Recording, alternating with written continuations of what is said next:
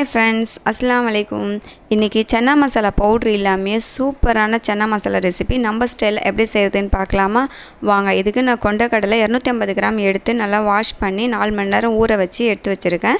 இப்போ குக்கர்ல சேர்த்து 1/2 லிட்டர் தண்ணி தேவையான அளவு உப்பு சேர்த்து 3 விசில் வச்சா போதும் சூப்பரா கொண்டைக்கடலை வெந்துரும் இது ஒரு பக்கம் வெந்துட்டு இருக்கட்டும்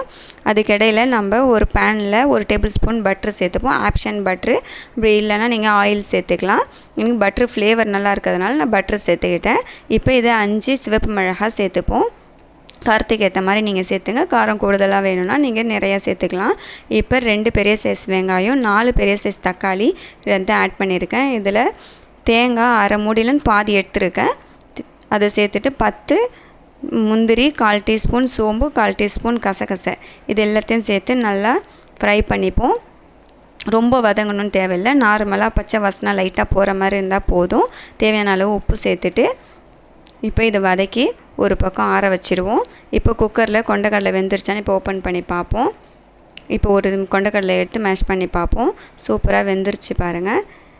இப்போ இந்த கொண்டைக்கடலைல இருந்து 1 டேபிள்ஸ்பூன் நிறைய எடுத்து நம்ம மேஷ் பண்ணி வெச்சிப்போம் ஏனா அது கிரேவி கொஞ்சம் அதிகமா வரும் நீங்க மேஷ் பண்ணி இத மாதிரி சேக்கும்போது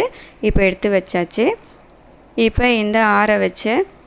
நம்ம வெங்காயம் தக்காளிலாம் வதக்கி வச்சிருக்கோம்ல அதையும் ஒரு மிக்ஸில் ஜார்ல சேர்த்து நல்லா கிரைண்ட் பண்ணி எடுத்துப்போம் நைஸா கிரைண்ட் பண்ணி எடுத்துங்க இப்போ இது ஒரு பக்கம் வச்சிட்டு அதே panல 1 டேபிள்ஸ்பூன் பட்டர் சேர்த்துங்க பட்டர் சேர்த்துட்டு பட்டை கிராம்பு ஏலக்காய் பிரியாணி இலை இத சேர்த்துப்போம் ஒரு சின்ன சைஸ் வெங்காயம் கட் பண்ணி அதையும் சேர்த்து நல்லா வதக்கிப்போம் வதக்கிட்டு 1 டேபிள்ஸ்பூன் இஞ்சி பூண்டு பேஸ்ட் சேர்த்துப்போம் நீங்க இஞ்சி பூண்டு பேஸ்ட் வதக்கும்போது கூட முழுசா சேர்த்துக்கலாம் நான் வந்து வதக்கும்போது சேர்க்காதனால நான் வந்து இஞ்சி பூண்டு பேஸ்டா சேர்த்துக்கிட்டேன் இதையும் நல்லா வதக்கி விட்டுட்டு நம்ம கிரைண்ட் பண்ணி வச்சிருக்க இந்த மசாலாவை இதல ஆட் பண்ணிப்போம் இதல ஆட் பண்ணி நல்லா mix பண்ணி விட்டுட்டு கொஞ்சம் பச்சை வாசனை போற வரைக்கும் ஒரு 2 மினிட்ஸ் நல்லா mix பண்ணுங்க அதுல 1/4 டீஸ்பூன் மஞ்சள் தூள் 1/2 டீஸ்பூன் गरम மசாலா இது ரெண்டு தான் இதல மசாலாவே சேர்த்திருக்கோம் நம்ம வேற எந்த மசாலாவும் இதல சேர்க்கல இது நல்லா வதக்கி விட்டுட்டு அதுக்கு அப்புறம் நம்ம வேக வச்சிருக்க கொண்டைக்கடலையை அந்த தண்ணியோட சேர்த்து நம்ம இதல சேர்த்துருவோம் சேர்த்து ஒரு 5 மினிட்ஸ்